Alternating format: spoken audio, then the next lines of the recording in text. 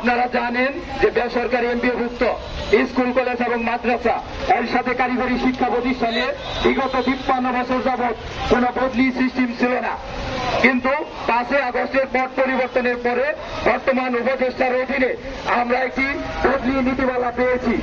অথচ এই বদলি নীতিমালা থাকার পরেও এনটিআরসির সুপারিশপ্রাপ্ত শিক্ষকরা দীর্ঘদিন যাবৎ এ বদলির জন্য আন্দোলন করেও তারা বদলি পাচ্ছে না।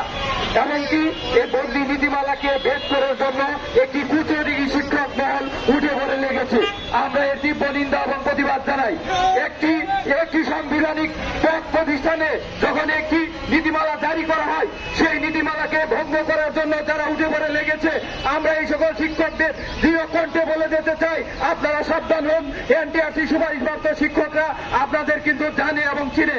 আপনারা আমাদের গুরু এবং আমরা জানি যে আপনারা শিক্ষা ব্যবস্থায় ইতিপূর্বে ছিলেন, কিন্তু যেহেতু এনটিআরসি সুপারিশপ্রাপ্ত শিক্ষকরা একটি বদলির অধিকার পেয়েছে এবং ধাপে ধাপে আপনাদেরকেও যুক্ত করবে, কিন্তু আপনারা আমাদের এই চলমান বদলি প্রক্রিয়াটাকে বাধাগ্রস্ত করার জন্য আপনারা বিভিন্ন কর্মসূচি এবং বিভিন্ন স্থানে বদলি চালিয়ে যাচ্ছেন, যেটি আমাদের জন্য অত্যন্ত দুঃখজনক।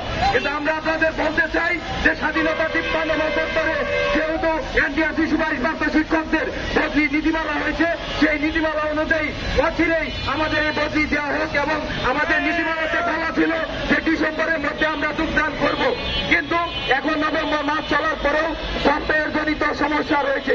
অতি দ্রুত সফটওয়্যার সমস্যা সমাধান করে আমাদের ডিসেম্বরের মধ্যে যোগদান করে বদলি নীতিমালার যে একটি অঙ্গীকার রয়েছে সরকারের, সেই অঙ্গীকার পূরণ করুন। আরেকটি বিষয় বলতে হয়, আমার ডান সাইডে যে সকল শিক্ষিকা রয়েছে আপনারা জানেন যে দূর দূরান্ত থেকে একজন 2016 সাল থেকে চাকরি করছে, আজকে তাদের পরিবার ভেঙে যাচ্ছে, অনেকে পরক্রিয়ায় জড়িয়ে যাচ্ছে, অনেকেই শিক্ষা প্রতিষ্ঠানে যৌন হয়রানির শিকার হচ্ছে এবং আপনারা দেখেছেন ঋণের জ্বালায় অনেক শিক্ষক আত্মহত্যাও করেছে। কিন্তু এর সমাধান একটি, সেটি হলো বাড়ির কাছে যে যদি সে চাকরি করতে পারে তাহলে তার কাছ থেকে যে যৌন হয়রানি এবং নির্যাতন ইত্যাদি সহ যে বিভিন্ন সমস্যায় রয়েছে, সেই সমস্যাগুলো থেকে ওনারা মুক্তি পাবে। আমরা এই সরকারের কাছে আশা করি, এই সরকার আমরা জানি যে এই সরকারের আমলে প্রায় 240টির উপরে আন্দোলন হয়েছে এবং এই সকল আন্দোলনে যেগুলো যৌক্তিক আন্দোলন ছিল এই সরকার ইতিমধ্যে পূরণ করেছে। আমরা আমাদের এই যৌক্তিক আন্দোলনের সরকারের কাছে একটি বিষয় বলতে চাই, যেহেতু বদলি নীতিমালাতে কোন ধরনের অর্থনৈতিক সমস্যা নেই, তাই আমাদেরকে অতি দ্রুত বদলি নীতিমালা বাস্তবায়নে সংশ্লিষ্ট কর্তৃপক্ষের দৃষ্টি আকর্ষণ করে আমি আমার এই সংক্ষিপ্ত বক্তব্য এখানে শেষ করছি।